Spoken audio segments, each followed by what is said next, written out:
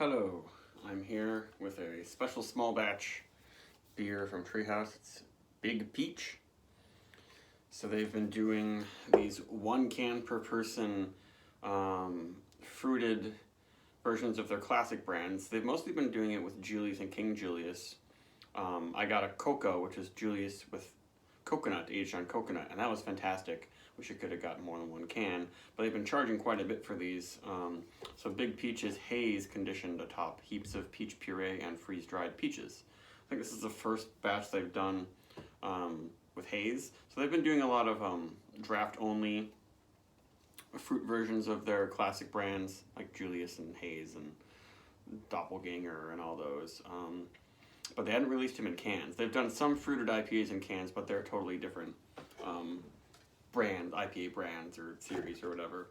So this is 8.2%, and I think I have had Haze Guava on tap last summer, and that was really good. But I don't really know what to expect here. A lot of people online are saying this is just too sweet, but we'll see. I guess I like peach, but when I've experimented with adding peach to IPAs, it's always been not as good, not the greatest thing. It's turned out nice, but there's something about peach that doesn't, I don't know, it's difficult to work with, it seems. I think mango might be one of my favorite flavor combos with IPAs. That looks really good. One thing is that peach puree is going to add acidity. Maybe not a huge amount.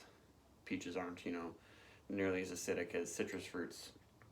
But sometimes that acidity can mess with the head, lower the pH, but maybe they did something to make sure that the pH didn't get too low for this, because that head is looking really nice. Big bubbles, dense bubbles, and bubbles aren't popping too fast, so that head's going to stick around, and I'm already getting some nice aromas. Yeah, I had a Haze yesterday, and it was pretty good. It was pretty peachy, but it was spicy and earthy. After a while, I got used to it and liked it quite a bit. But Haze probably isn't generally my favorite of their classic, Dream Team varieties. But this is smelling really nice. If you didn't tell me that it had real peach in it, I might be able to guess that.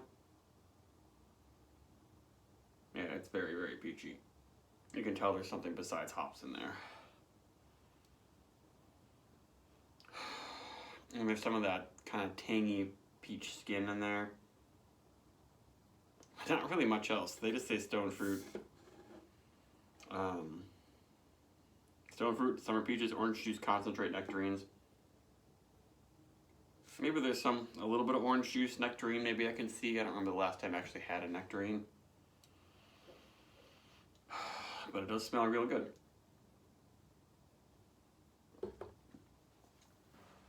Oh yeah, that's the weird thing about adding peaches to beer. It has this, it's slightly acidic, but yeah, it makes it astringent a bit. And it's not earthy.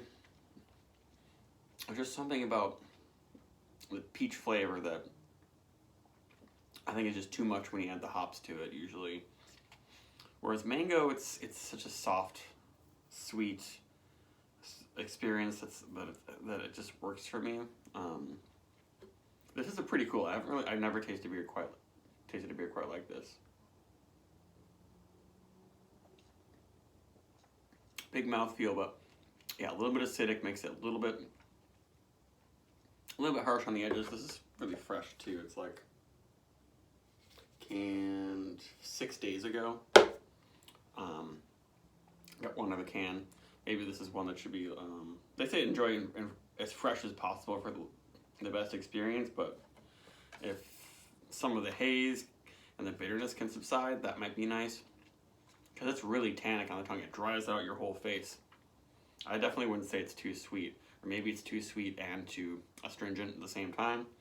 Even though usually when I think of an astringent IPA, it doesn't look like this. Like, beautiful lacing. I don't know how they managed to get that look. Bigger body than regular Haze. wow, is that just all peach?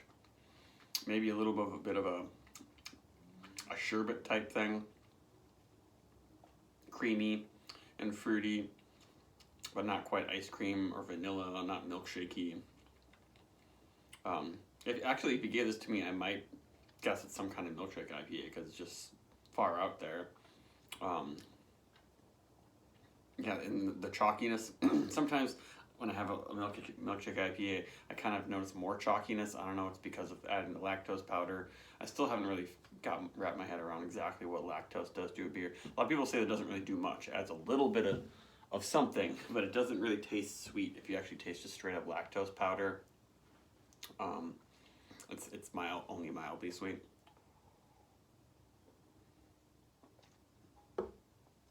But in terms of like the body and the look and the aroma and the flavors, but just a little bit like, whoa, when you have it, but not in the throat burn way, not in that hot burn way that people talk about with overly hazy IPAs. It's just the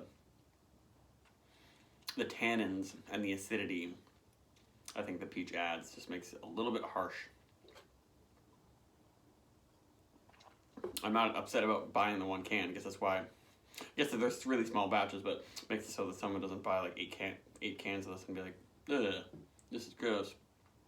As far as a rating, it's probably at least a 4. I think it has a 4.24 on Untapped or something, and it probably deserves that. Yeah, I got the bigger peach too, which is very hazy with peach. Maybe that one will be a little better. I have no idea really what to expect. Maybe it'll be a little bit more beery, because it's just drying out my tongue like it has had some really, really overbrewed like peach tea, or it's just like licking on wood a bit. But that's probably enough review for now. Bye bye.